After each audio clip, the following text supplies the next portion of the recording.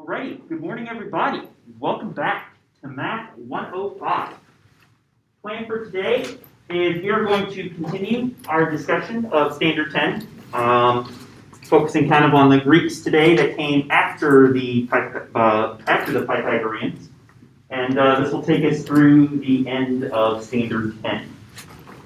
I got my usual office hours for the next couple days. Today at 10 o'clock and at 2. Tomorrow at 10 o'clock and at 1:30.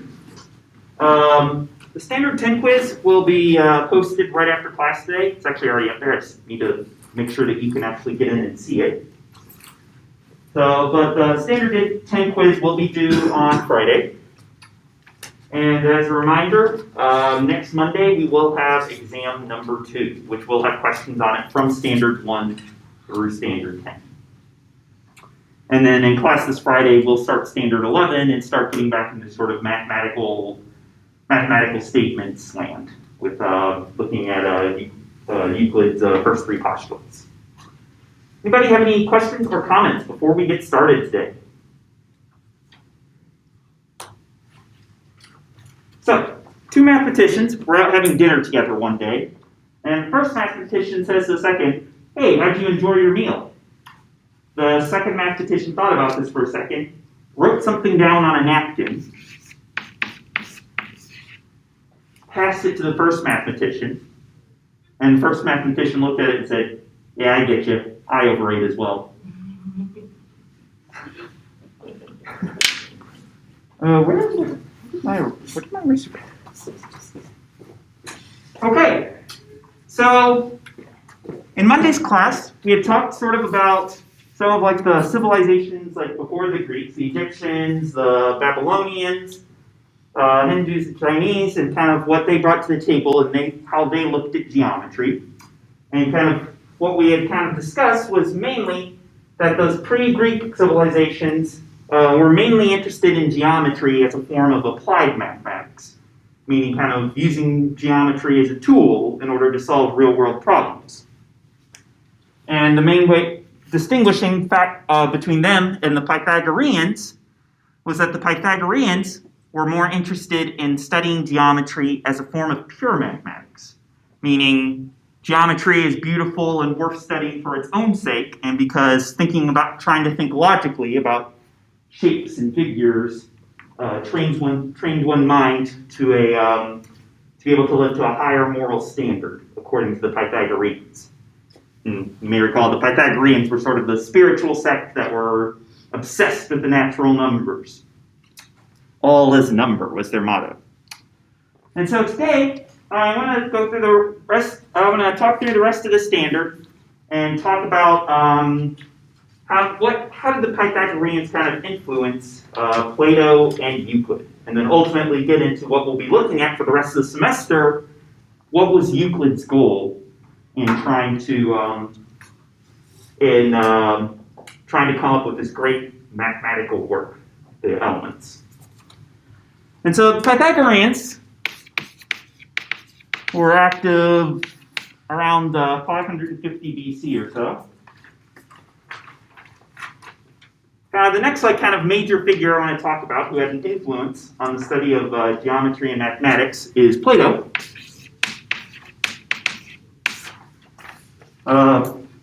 Which, if you are a Hillsdale student, you may have heard this name before, I suspect. Plato lived about 430 to 350 BC. And, Plato was this huge influential figure in Western Civ. I'm not going to talk too much about, all the great things that Plato was known for. I'm mainly going to focus on what did Plato bring to the table in terms of the study of geometry. So Plato, as you likely know, one of the big things he did was he established the academy in Athens.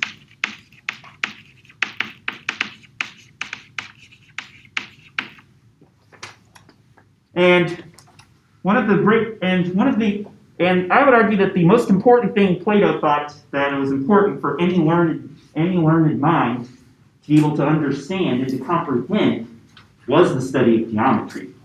sort of famously, there was an inscription above the gates of the academy, "Let no one ignorant of geometry enter here."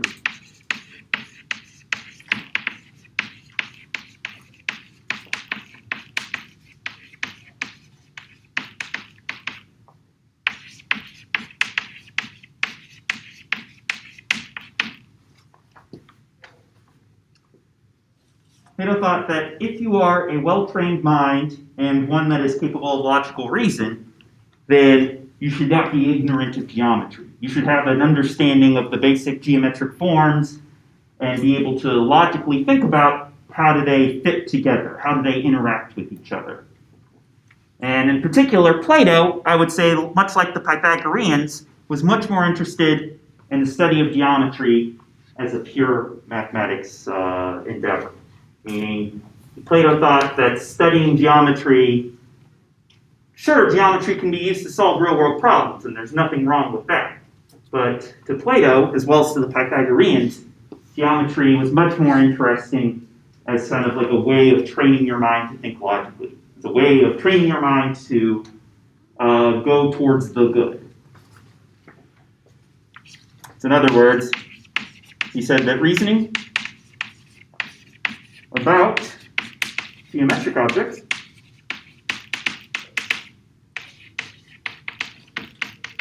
trains the mind for ascending to knowledge of the good.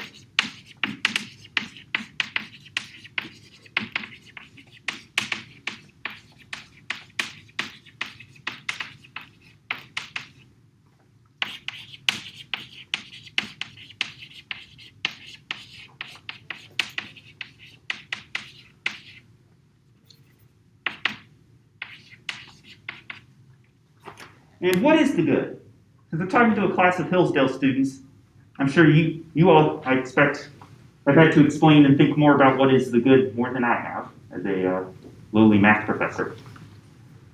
So, can anyone tell me what did Plato think of as being the good overall? Well, he believed in perfect forms, there being somewhere in the universe, really at the center of all things, God who encompassed all perfect things. So there would be a perfect chair, a perfect cup, a perfect form of love. Anything that was here on this earth imperfectly was out there perfectly. Exactly. That there is some sort of existence, in other words, out there where there are idealized perfect forms of anything we might encounter here in our mortal existence. And that extended not only to sort of like the idea of just general perfect forms, but especially pertained to geometric objects as well. As Plato believed, geometric shapes as well as numbers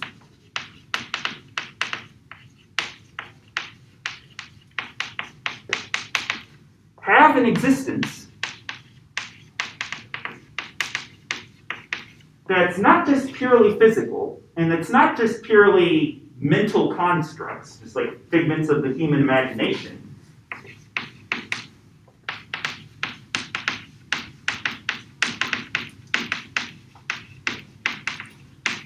But also in the outside world of perfect ideas.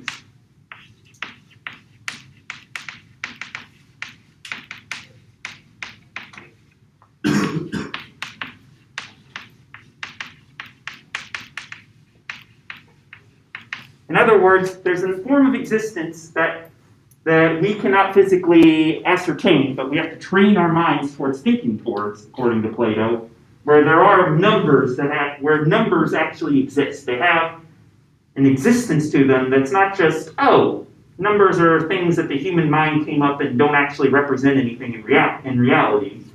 Numbers aren't physical. Like if I point to 2 sheets of paper, that is not the number 2. The number 2 can be used to describe these, but it isn't the number 2 itself. Instead, to Plato, geometric shapes and numbers have this sort of existence in this outside world of perfect ideas that we need to train our minds towards. And this actually was very interesting, and this is actually something that lots and lots of later philosophers have kind of disputed and argued with over the years. When I was an undergrad, I actually took a course, a philosophy of mathematics course, which is probably my top 3 favorite courses I took in undergrad. Because it was really interesting to see how lots of different philosophers throughout the ages have kind of, some have agreed with Plato and thought of like, yeah, there's this kind of outside world of perfect ideas. There is some sort of existence to numbers and geometric shapes in a way that they can be perfect. Other philosophers have argued, no, there is no mathematics outside of the existence of physical objects in the world we can perceive.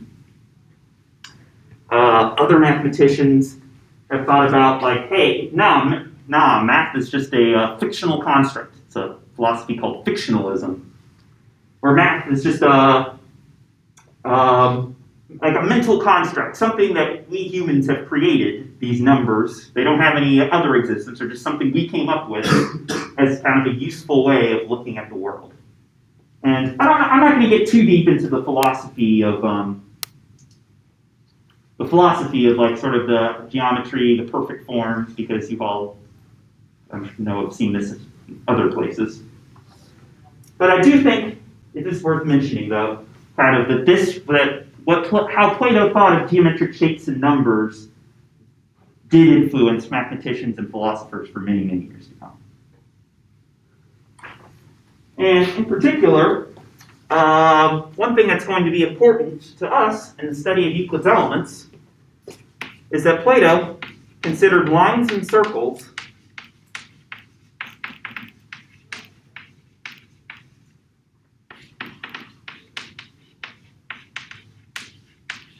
to be ideal geometric figures.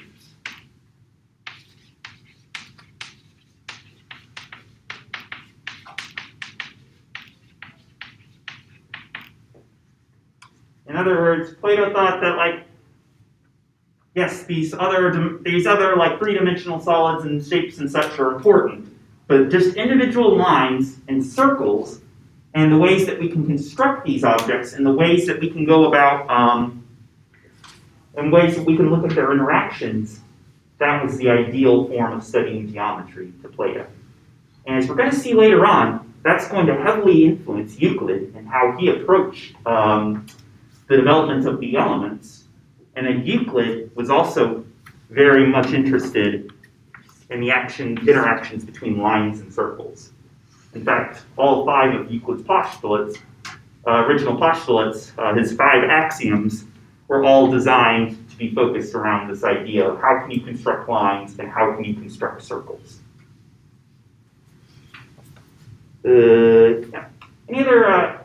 Any questions or comments about Plato, his role in the development of mathematics?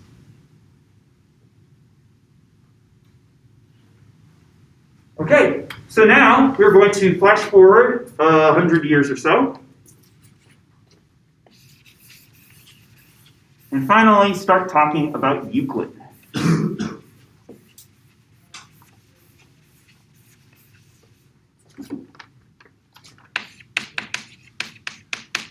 So Euclid lived roughly 350 to 250-ish BC. And Euclid, commonly called the father of geometry.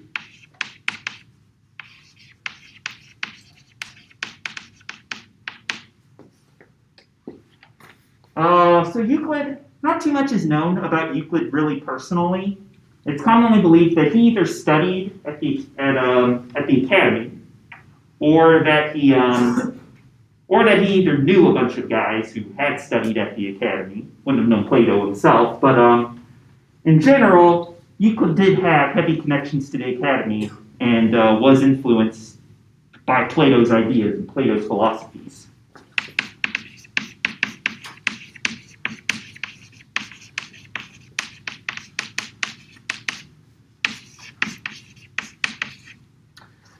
And so Euclid had sort of a lofty goal in mind, in which he wanted to sort of take all known sort of ways of logically looking at geometry and he wanted to sum them up in one massive work.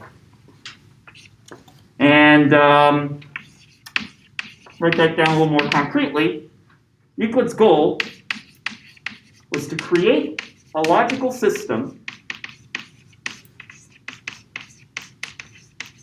of mathematical statements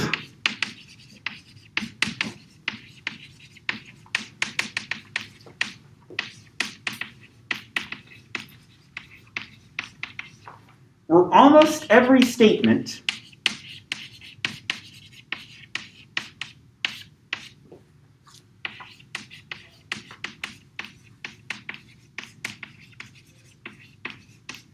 can be logically proven using other statements within the system.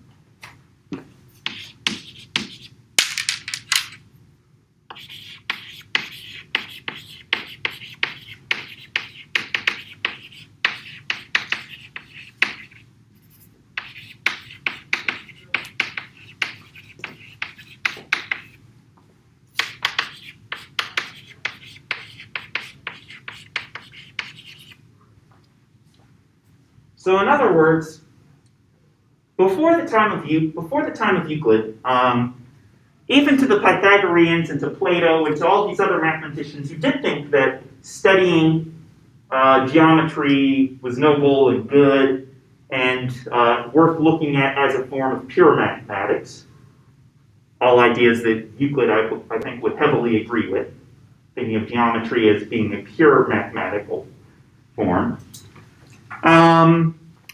There had never really been, before Euclid, any sort of like concise like kind of volume of like, here's all of geometry broken down into the most basic principles that we can. So what Euclid wanted to do was to sort of take a systematic approach to the study of geometry. Say, okay, there's going to be a few basic statements called as 5 postulates, which we're just going to assume are true about lines and circles. Things like all right angles are the same, or you can take any line segment and make it longer or shorter. Things that we might take now to be intuitively obvious. Well, yeah, that's something we can do. If we want to make it longer, we draw more. If we want to make it shorter, we snip off the end. But what Euclid wanted to do is to say, I want to come up with a system where we assume as few mathematical statements as possible as just being true without any justification. And from those few statements, how can we prove mathematical statements that build on themselves? Things like the Pythagorean Theorem. Things like square root of 2 is irrational. The diagonal of a square is incommensurable with the side lengths. Euclid's goal was to create a sort of formal logical system where any statement that you might care to say about the behavior of lines and circles and other types of geometric shapes can be proven. Not just like assumed to be true like with the Egyptians and the Babylonians, etc., but logically worked through and actually proven beyond a shadow of a doubt. And in doing so,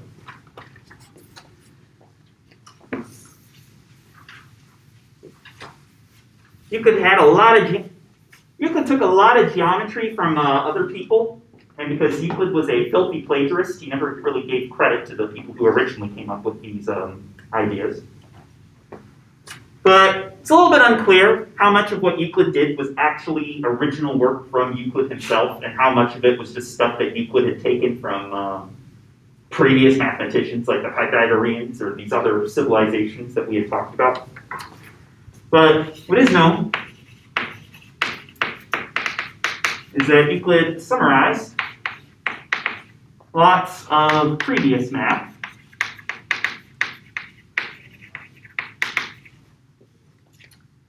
that was known, as well as coming up with new ideas himself.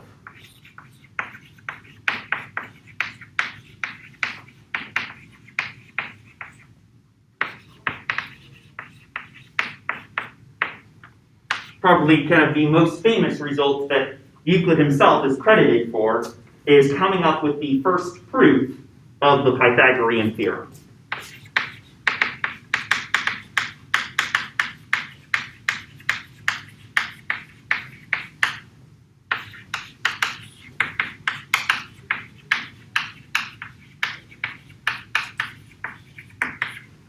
So Pythagorean Theorem didn't come about until 250-ish years until after the time of Pythagoras.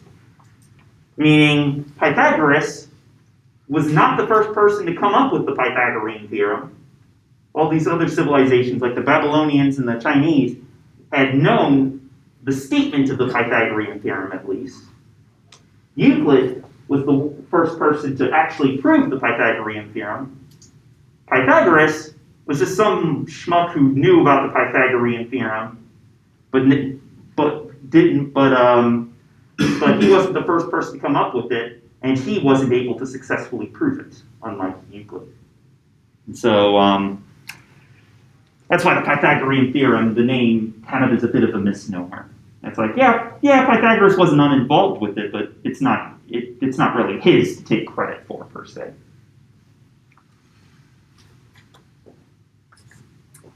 Let me stop for just a second and see what questions you all have.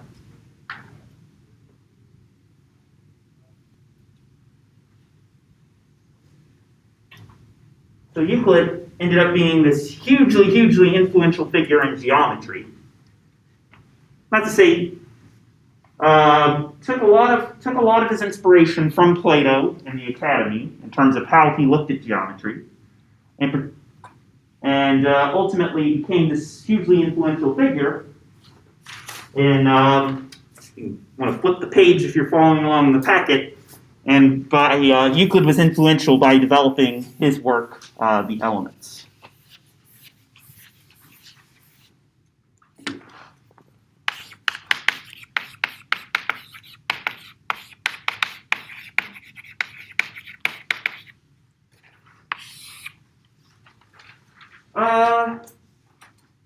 So Hillsdale is a great book school. Math is not a great book field, really. Mathematics isn't, like, most mathematicians don't really study, there's not really great books of mathematics like there is in philosophy and history, etc., and English as much. Mathematics isn't interested so much as in the books as in kind of the underlying ideas that you can get from lots of different sources. The one exception is Euclid's Elements, which is, without a doubt, the one great book of math.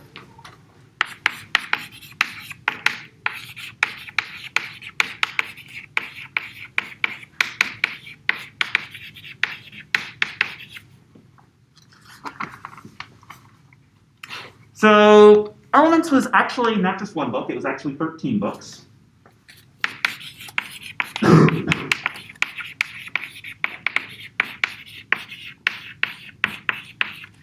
Sort of a treatise that was published over time and included lots of different mathematics in it. Had a lot in there about two-dimensional geometry. It had a lot in there about three-dimensional geometry. So two-dimensional geometry being like shapes that you could draw on a board or a piece of paper. Things that had area to them but not volume. Whereas three-dimensional geometry is looking at things like cones and cylinders and spheres, things that exist in 3 dimensions and that can have volume to them. Other thing that Euclid wrote a lot about in Elements were properties of the counting numbers.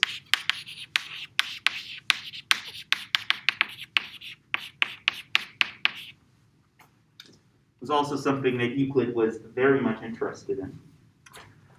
For our purposes, we're mainly just going to be looking at this one, two-dimensional geometry. In fact, we're only really going to be looking in this course at kind of the first of the 13 books in Euclid's Elements. Mainly because Euclid's Elements are kind of long and kind of extensive and kind of a lifetime's worth of work if you really want to go through and try and understand here. Maybe not a lifetime. Several years worth of work if you want to go through and understand the whole thing carefully. And we're not even going to go through all of the first book. We're going to kind of pick and choose topics along the way. But Euclid was very much interested in all of these different forms. He was most interested in geometry, but he was also interested in ways that you could sort of connect ideas that tie together geometry and the counting numbers. And this is actually a branch of math that's called number theory.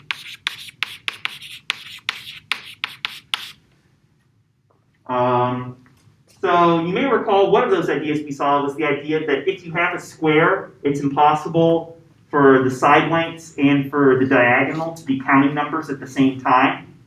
That's the same as saying, we saw in last class, that square root of 2 is an irrational number.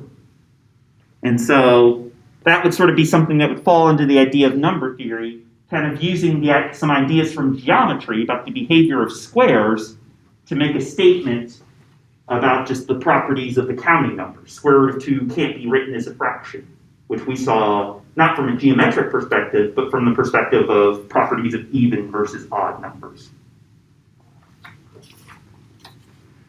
So Euclid's elements, I would say the importance of this cannot be overstated enough, because from basically the time of Euclid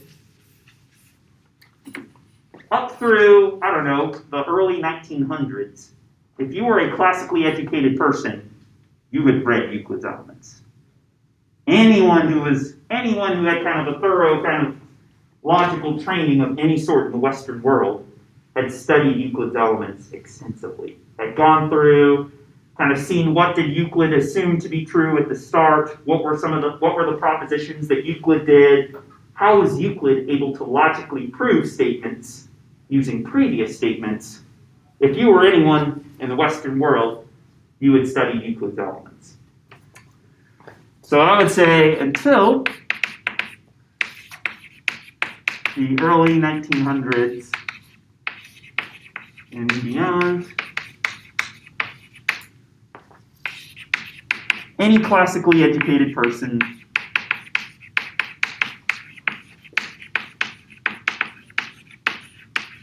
which is anyone who had studied at university, say, had studied at least part of the elements.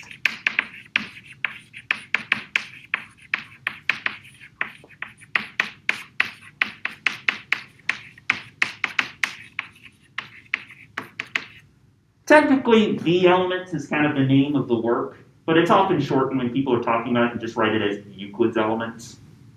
It's the same thing. You can refer to it in either way. Nowadays, it's much less common to study Euclid's Elements.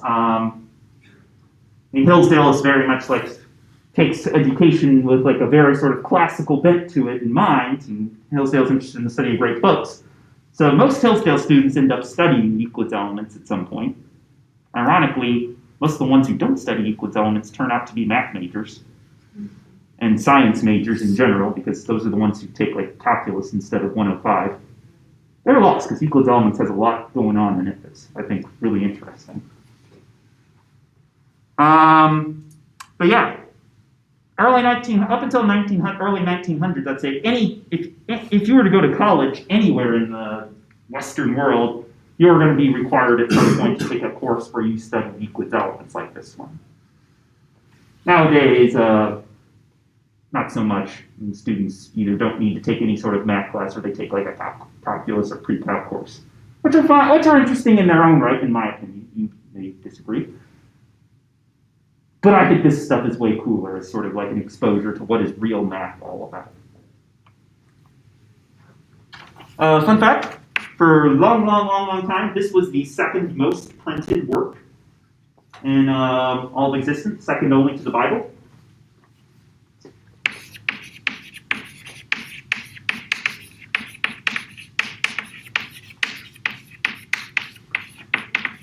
And see mention of the printing press, the 1400s.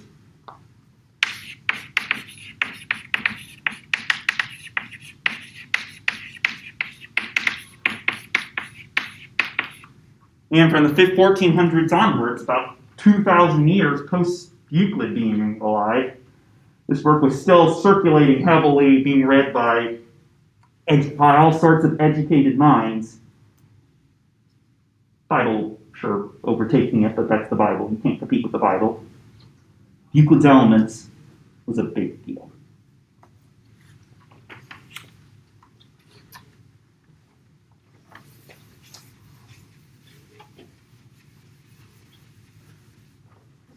So last thing I want to kind of talk about is the what were kind of the individual components of Euclid's elements.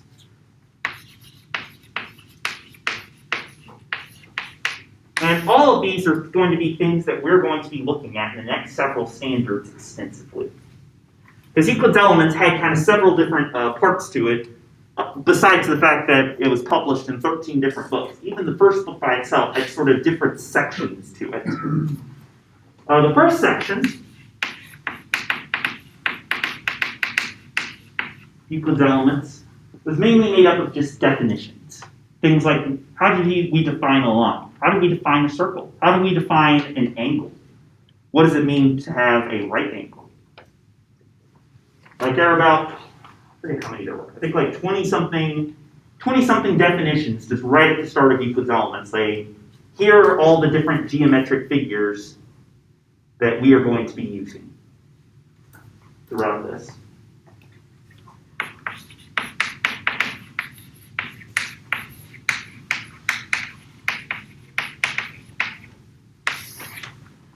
There's also 5 different axioms / postulates, which are all going to be statements that Euclid assumed to be true without providing any sort of proof for it.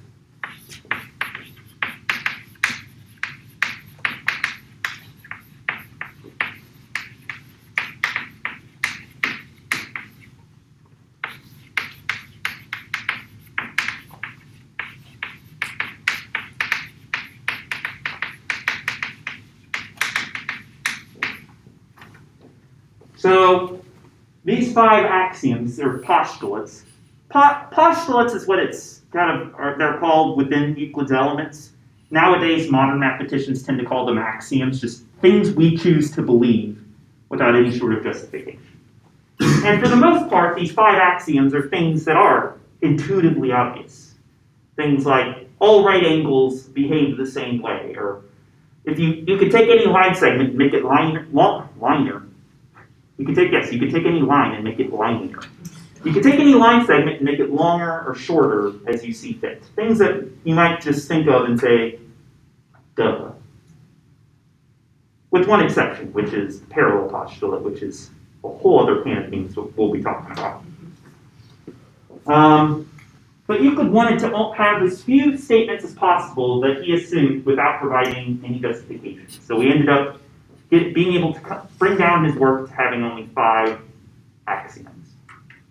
So here's a question for you. Why do you think Euclid wanted to have only a small number of statements that didn't have any justification to them? Why would we think it might be the case that Euclid would want to create a system where most things you could prove from other statements as opposed to just assuming lots and lots of things without any justification, like what the Egyptians and the pre-Greek civilizations did? Okay. Because if you get one thing wrong and then build off of that, you kind of invalidate your whole work. If you start with a very small number, there's less chance of error. Yeah, that's a good way of putting it. If you're starting with only a few statements, most of which no reasonable mind is ever going to disagree with, most of which feel pretty obvious, intuitively at least, the other statements that you build, assuming knowledge of the prior statements, are more likely to be logically correct and not have any holes in them. If you start off by saying, I have 100 statements I want to assume are true, like I want to just assume the Pythagorean Theorem is true, then, well, okay, you can do that, but what if it's false? Then you have a whole body of knowledge built off of your kind of assumption that the Pythagorean Theorem is true. You have a whole body of knowledge built off of that suddenly comes crumbling down. None of it works because all of it relied on one of these 5 building blocks, or one of these 100 building blocks that didn't turn out to work.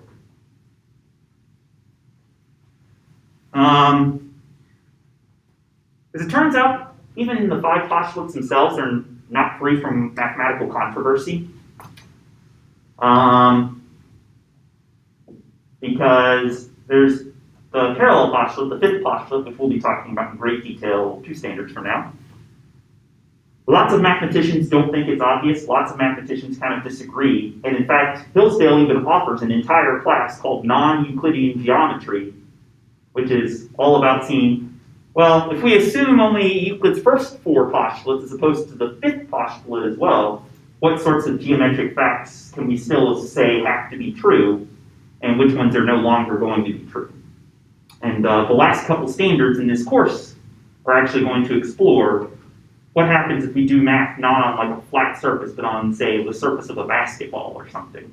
How are lines and shapes going to behave differently than they would just on a flat 2-dimensional surface? So Euclid's Elements has definitions. It has these 5 axioms or postulates, however you want to call them. It also has 5 common notions, as Euclid calls them. Which are basically going to be another set of 5 axioms. The common notions are more like things that are less logic, less like mathematical statements you assume, and more just kind of laws of logic.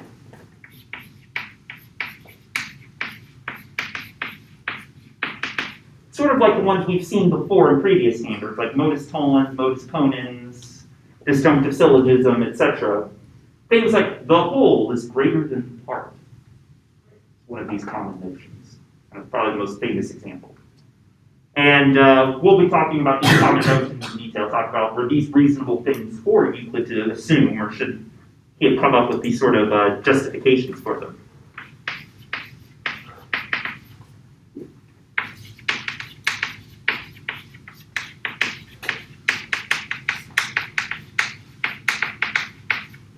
And finally, last thing, was the propositions.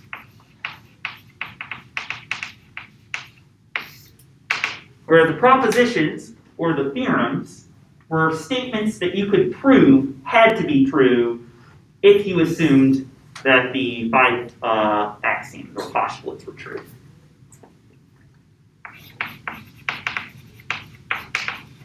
These were claims that can be proven to be true if we assume the postulates are true.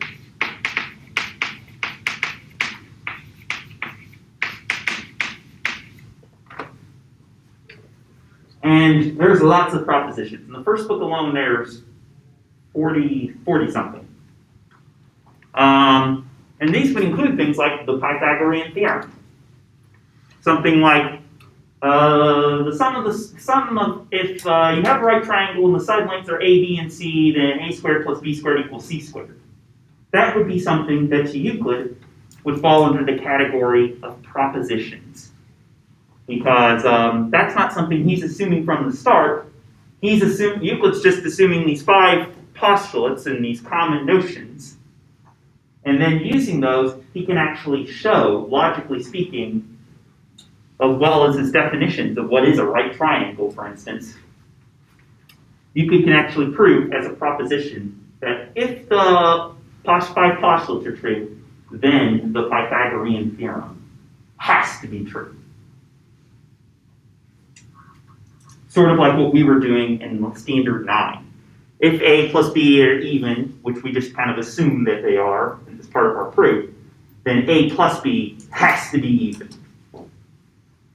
If this thing is a right triangle with side lengths a, b, and c, then a squared plus b squared has to equal c squared using definitions, like what we did with even and odd numbers, using definitions and ultimately arriving at a conclusion. And that's what we're going to be doing for most of the rest of the semester. Class. This is what we've been building up to, talking about mathematical logic for so long, and kind of talking about what does it mean to mathematically prove a statement? What does it mean to say that a sequence of statements is logically valid? What questions y'all got for me?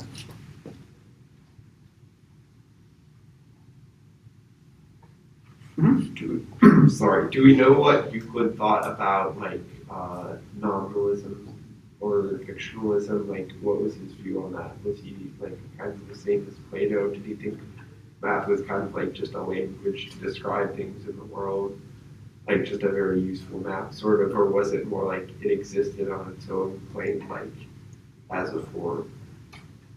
I would say, that's typically known. We actually know other than kind of this works like the elements, we know very little about what Euclid did and what Euclid thought. We do know that he was heavily influenced by kind of the academy and the study of Plato.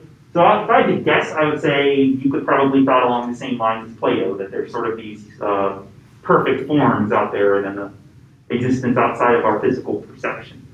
But that would be a guess based on my part and just based on the fact that we know he was so influenced by Plato.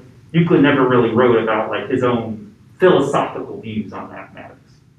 But we definitely know Euclid did think of math as being, or did value the study of geometry and math as pure mathematics. Study of math and geometry is beautiful for its own sake, rather than the study of applied mathematics. Mainly because there is no reference in any of Euclid's elements as to any sort of practical applications for here's how you use geometry to parcel out plots of land or to build the pyramids. There is none of that in the elements. It's all sort of understanding geometry for its own sake. So I would guess you would agree with Plato, but that's not known nowadays. Good question. Other questions you have? Can I ask a question about the earlier standard? Hold on just a second. All right. And then I'll kind of talk about this, make sure everyone's done talking about this first, and then I'll come back to you. Right. So, just to give you a sense of where we're going, the next two standards are all going to be looking at the definitions that Euclid came up with, as well as his 5 postulates. We're going to spend a lot of time just talking through the postulates. What did they mean? Why did Euclid believe that this was important? So this is going to be standards, what are we on now? 10? Standard 11 and 12. Standard 13, we're going to talk about each of the common notions. What does it mean? Because a lot of these common notions and postulates don't make any sense unless you kind of discuss them and such. Standards 14 through 17, we're going to be going through a lot of Euclid's propositions, talking about them, seeing if we can understand the logic, seeing if we can find the logical holes in Euclid's arguments. Because, spoiler alert, Euclid made a lot of mistakes. And then standards 18, the last 3 standards, 18 through 20, are when we look at how can geometry be weird when we do geometry, say, on the surface of a basketball, or other weird, non-flat surfaces. How can 2D geometry behave differently? Any other questions? Okay, I'm going to go ahead and let you go for today. Because we've reached the end of standard 10, and it feels like a good stopping point. When we come back tomorrow, we're going to start talking, or Friday, we're going to start talking about standard 11 and start looking at Euclid's first few definitions and postulates. Right, and I'll talk to you just like after class. If you're going to ask about something previous, go ahead and end class first. So I hope you all have a good day, and I will talk to you all, or I will see you all on Friday.